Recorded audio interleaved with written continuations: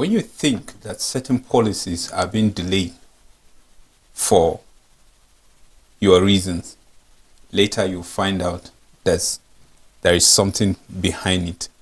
And today, on today's slide, today on Nigeria Now, we are going to look at issues behind subsidy removal. And then to do this with me, I have Joyce Jakada. As always, when you said today's live, I was almost wondering, am I in the right place? Yeah, but today, of course, Nigeria Now, it's today's live.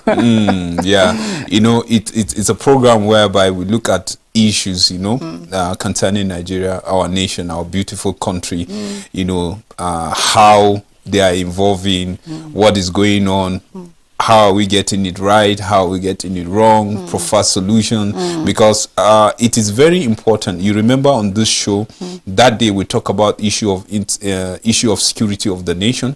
We emphasize, and then we said we thought maybe this is going to be the first thing that this regime will look into, as immediately they resume office. To our greatest surprise, the next morning, we woke up with the news of the new service chief. That means the government are really watching this program keenly, and they are following whatever suggestions, whatever complaint people are giving, how to see this country gets better. And that's the reason why this one we can say is our today's live on Nigeria Now. You understand? Because it's what is happening to Nigerians that they bring it out, and then we relate it to the appropriate authority for action. Very true. Sometimes some policies are being made, and then some swift action, some you will see some delayance. Not until today we are discovering one of the policy that was delayed. The secret behind it is just to win election. Well, former spokesperson to the president, President Muhammadu Buhari, that's the former president, outgone president, Garba Shehu, actually reacted. Garba Shehu reacted to the fuel subsidy removal, and then in his reaction, he made a revelation that Nigerians were shocked with. We thought it for the common good of the nation.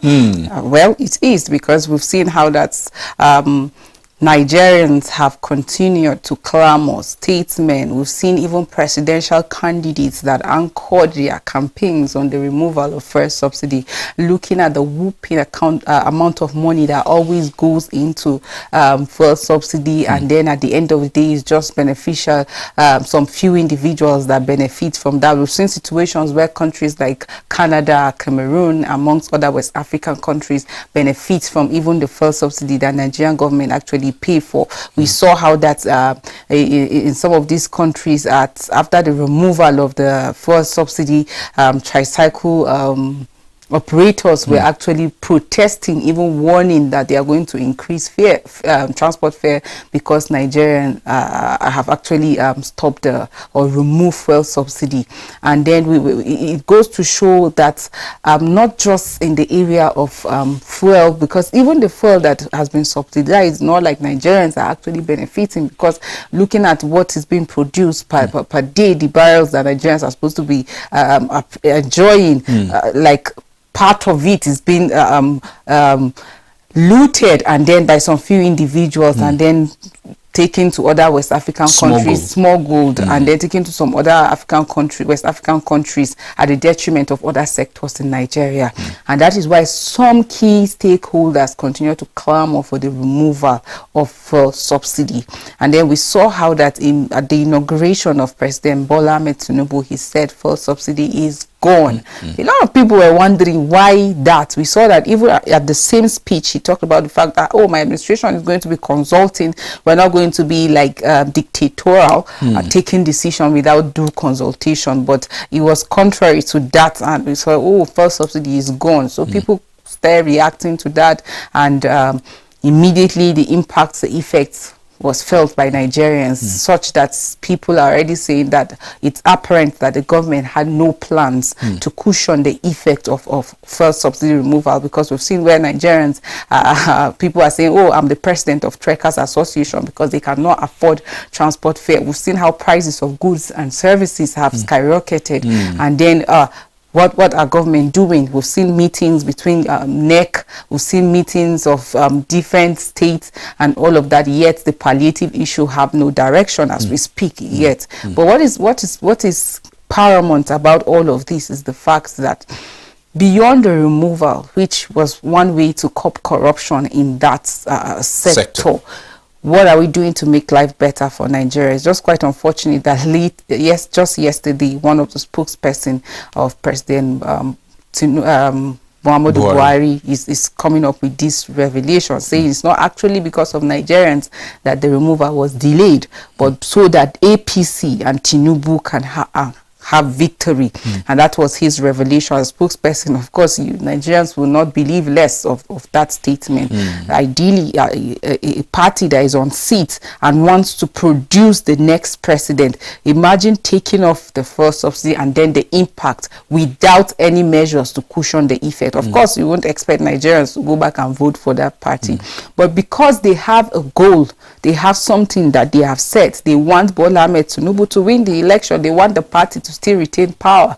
They had to leave it. And no wonder on May 29th, we saw President Bola Ahmed Tinubu saying that, oh, fuel subsidy is gone. More like, oh, dream has come to pass. We have achieved what we wanted. Nigerians were asking questions. We thought in the 2022 budget, there was actually allocation for subsidy between January to June. So why are we having on May 29th removal and even seeing it being reflected in like immediately? So why are we having that? But of course, with this revelation by Garba Shehu, it goes a long way to tell you that actually it was a plan, and just to ensure that APC remain in power. No wonder with all the conversation, with all the calling on President Muhammadu Buhari to remove the fuel subsidy, nothing was done about it.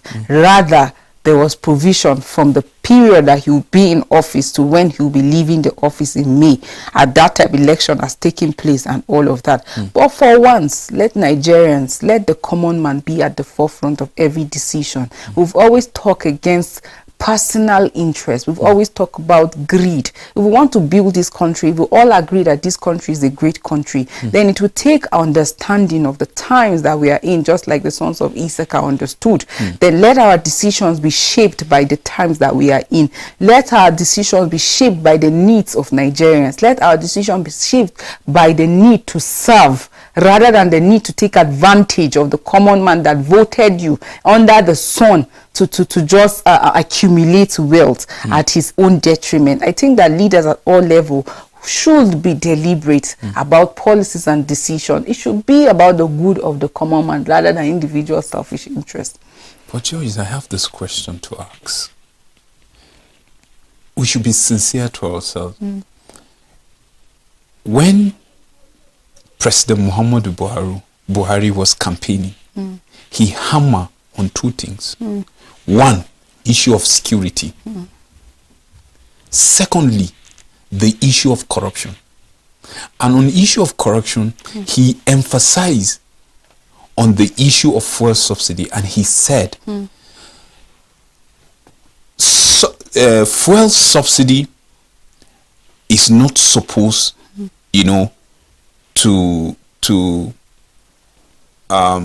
the country's not supposed to be paying fuel subsidy, because he believed that is another arm of corruption. Let me put it that way. Is another arm of corruption whereby the corrupt practices that is going on there is whooping a lot of amount, from the coffers of the government.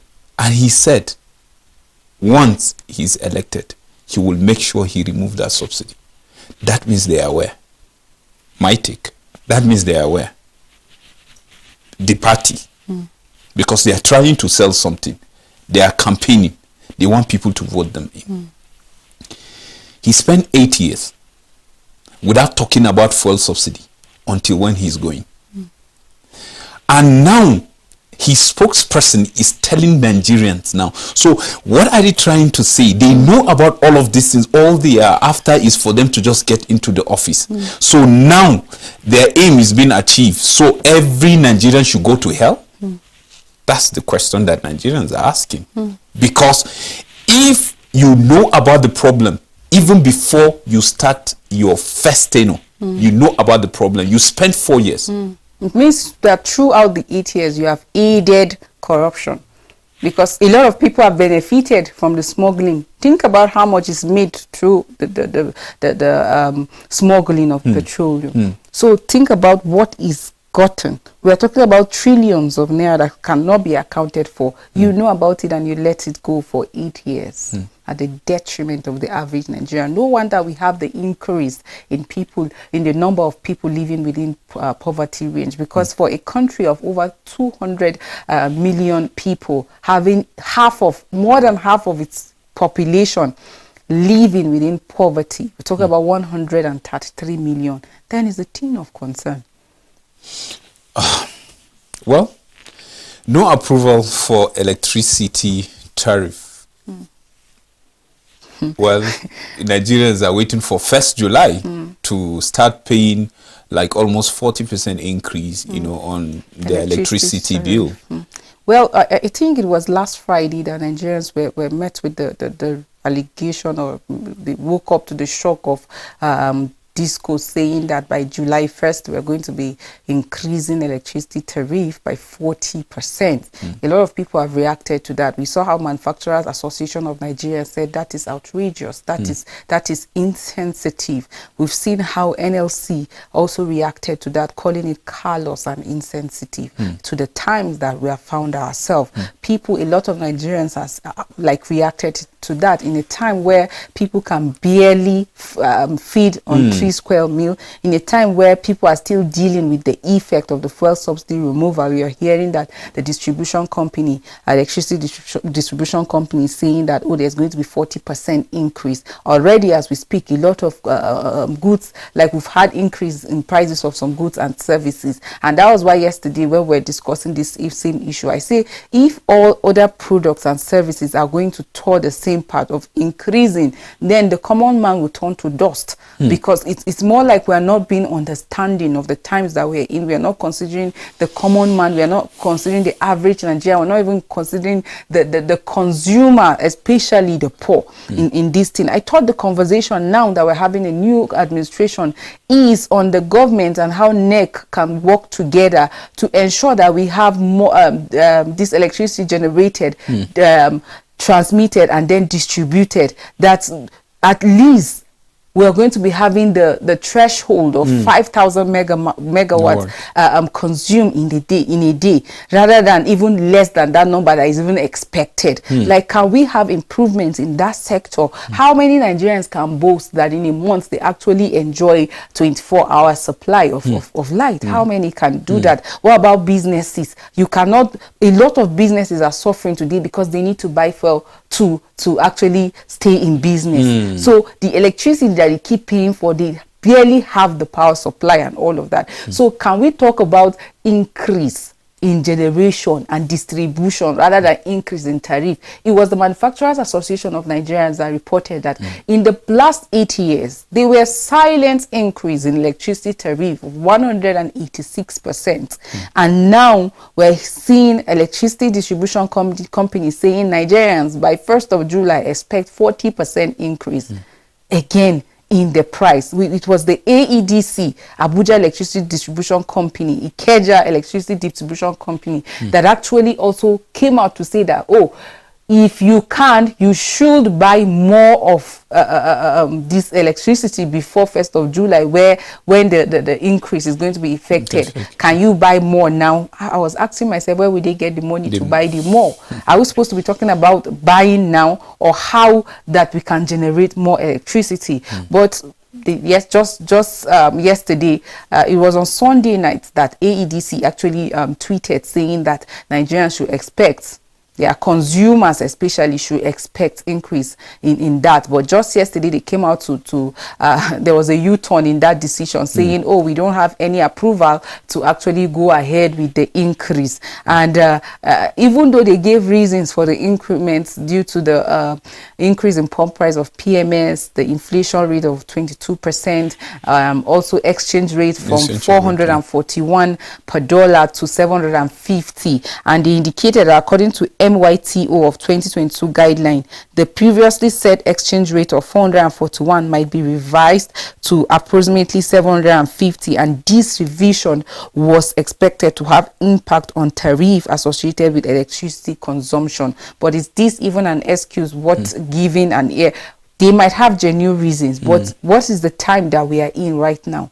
I think they should be considerate. Can we just sit down and think of the common man before coming up with all of this decision? Recall how we talk about regulatory bodies coming in, how the government needs to come into this situation. NLC have already condemned that. Manufacturers Association have spoken about that, and we called on other well-meaning Nigerians to kick against this. And just yesterday they tweeted apologizing for the inconvenience, saying they don't have any approval yet to go ahead. There is need for them to have whole meeting, consult, and all of that. And while we await the outcome, we are calling on them to think twice. The revision can be downward, or can we have improvements in the supply of electricity, rather than just thinking of hiking by 40% and all of that. So Nigerians are going to look up to that, are going to follow up with this, because they said, oh, they need to consult, they need to have meetings, even though they said they still insisted that from the 1st of July, there's still going to be a upward review. So I was just wondering, you say you don't have approval to go ahead with 40% increase in electricity tariff. At the same time, you're saying that your customers, your consumers should expect upward review of the electricity tariff. So, I don't know. I think Nigerians or the consumers need more explanations as regard that.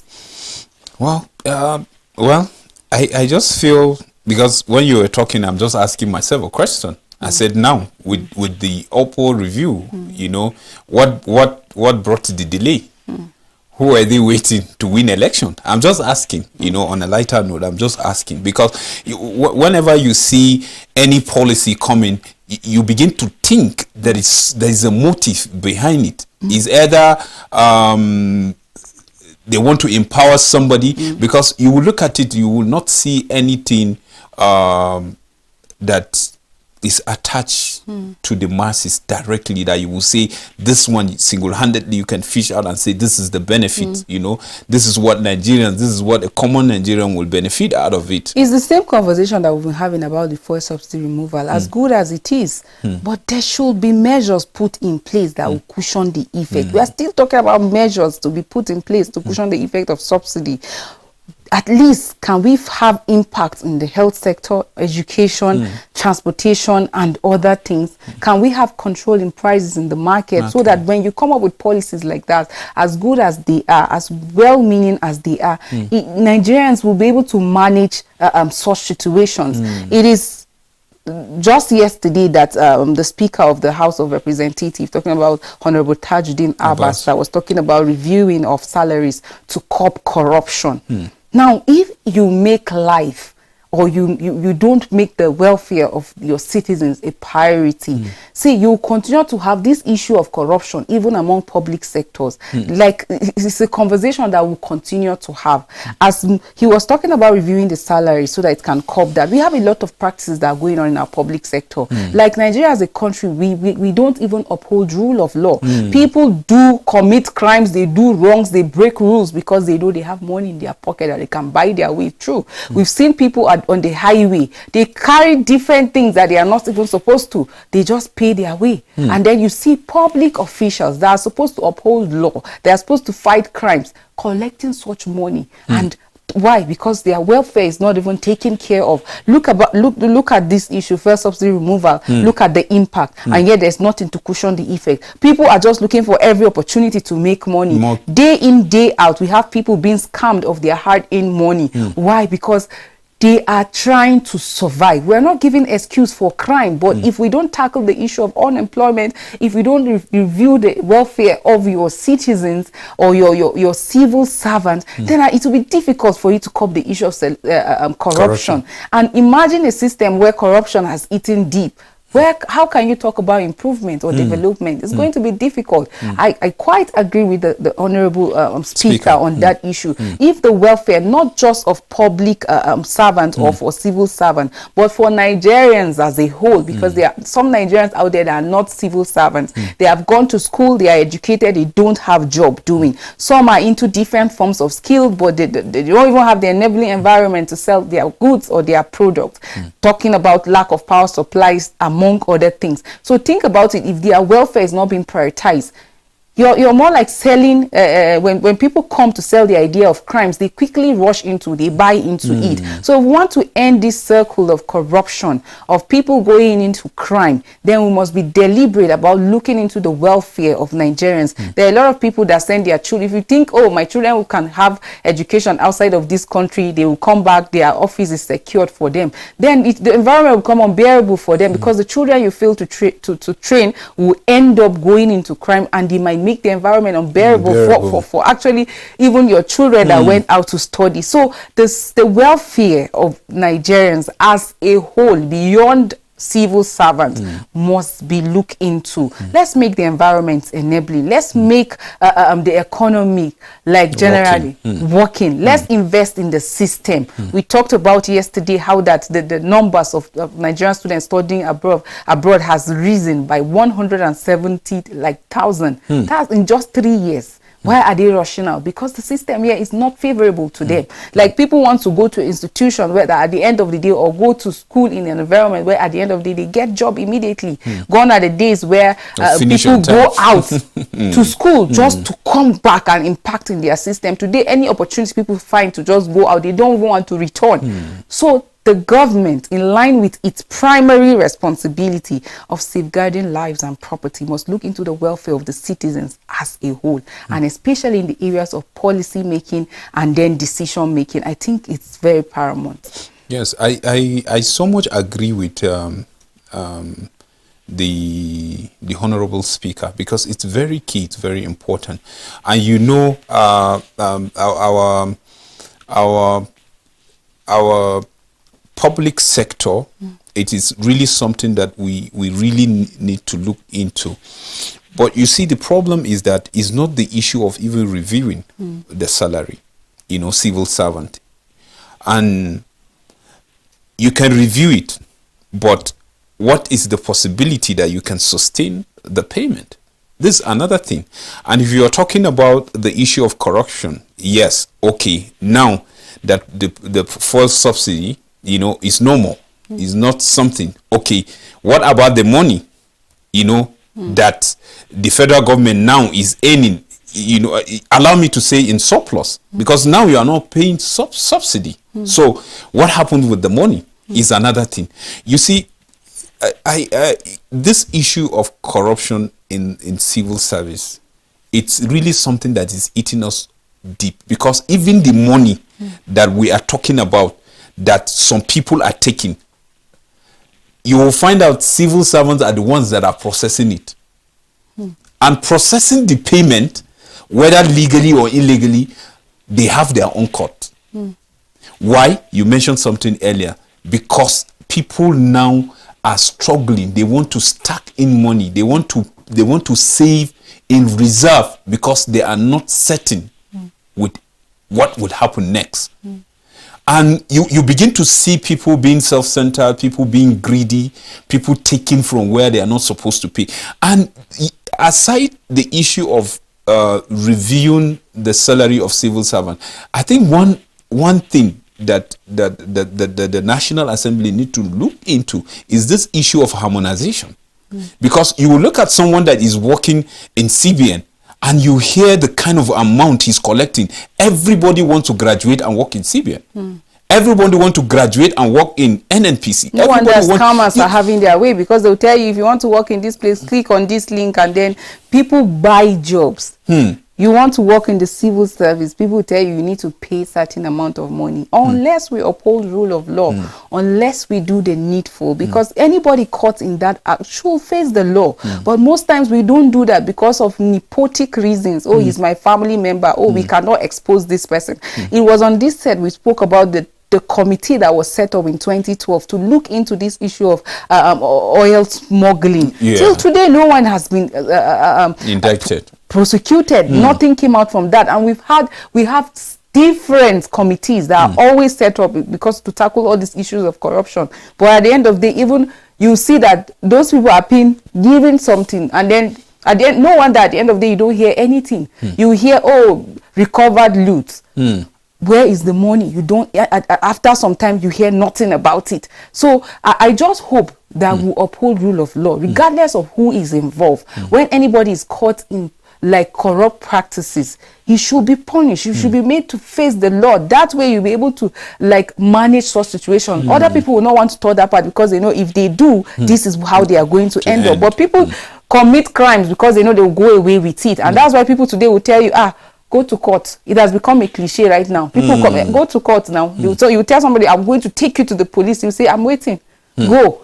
I will go. Some people, even at the point of arrest, will tell you, I'll go, but I'll come back tomorrow. And they will come back tomorrow. Why? Because they know some people in high places, or because they are related to people in high places, or because their pocket is full. Unless we uphold the rule of law, we'll continue in this circle of corruption. So as Honorable Tajuddin Abbas, the Honorable Speaker, said, I think that the welfare of the civil servant needs to be looked at, as well as the general citizens. Thank you, Joyce, for doing this with me. Always I sincerely appreciate. Thank you. Viewer, we sincerely appreciate you. Thank you for staying with us. We pray that we'll do this tomorrow, same time, same station, and be kind to one another. Remain blessed.